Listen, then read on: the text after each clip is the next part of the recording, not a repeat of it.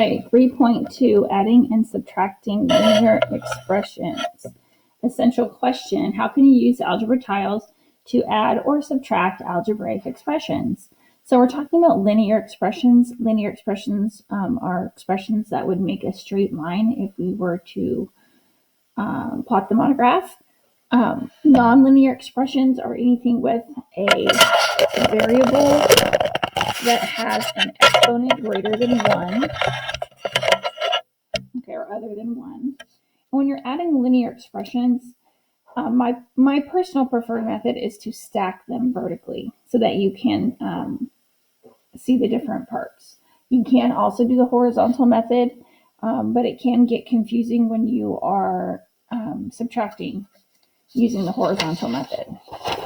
So when you are subtracting linear expressions, you need to change all of the signs that are in the parentheses to the right of the subtraction sign.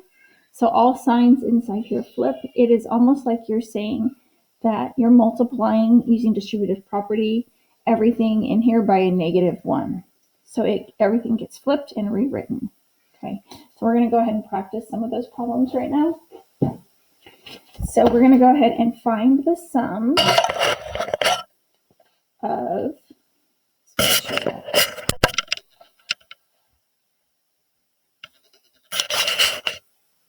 okay, so we're going to find the sum of x minus 2 plus 3x plus 8. All right, x minus 2 plus 3x plus 8. So I'm going to use the vertical method, so I'm going to stack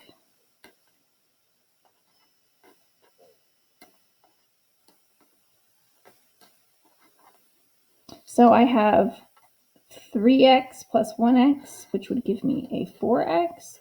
And I have a positive 8 and a negative 2, which would give me more positives than negatives, and that would be a positive 6.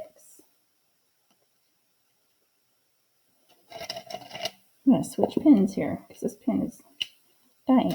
All right. And then looking at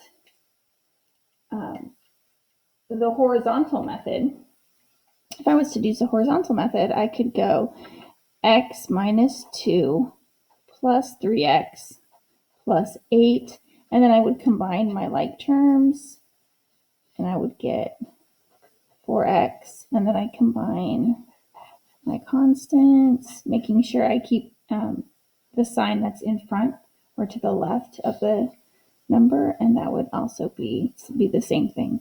So there's two different methods you could use. You could also draw the algebra tiles. So if I was to draw the algebra tiles, it would look like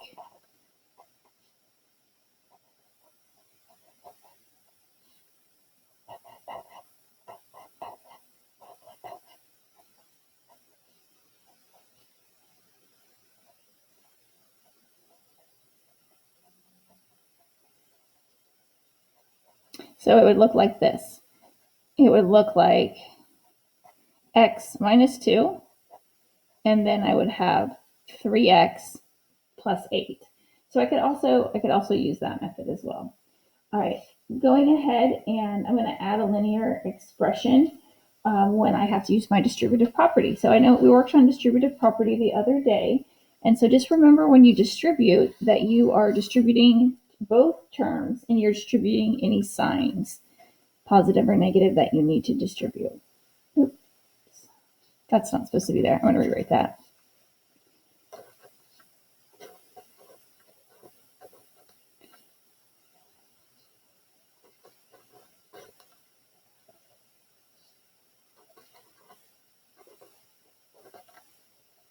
Okay, so what I have here is 2 times negative 7.5z plus 3 plus 5z minus 2. So when I have this right here, when it says 2 times this, basically that just means I have 2 of these. Oh, I wrote that wrong.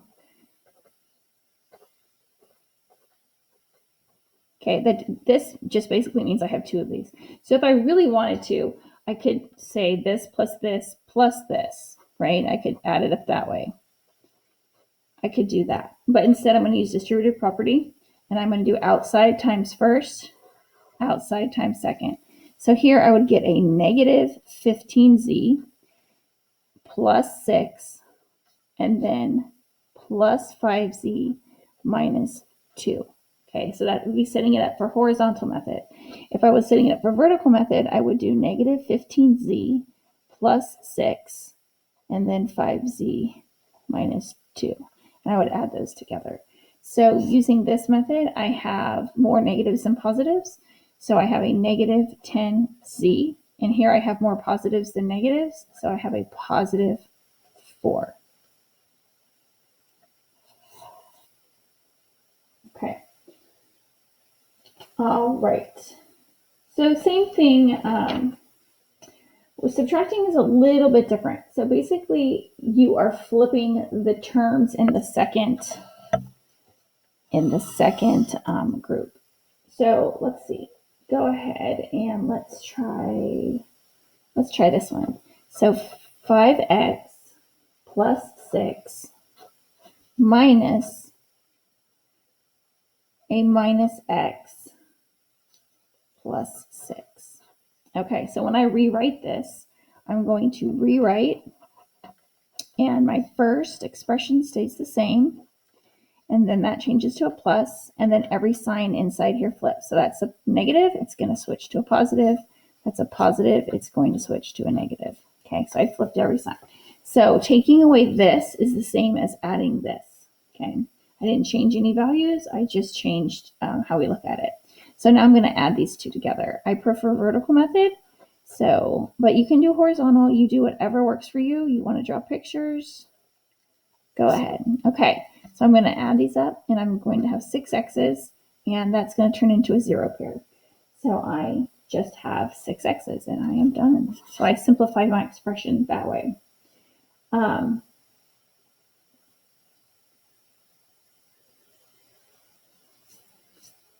When you're doing the horizontal method, if you wanted to, you could also use the commutative property.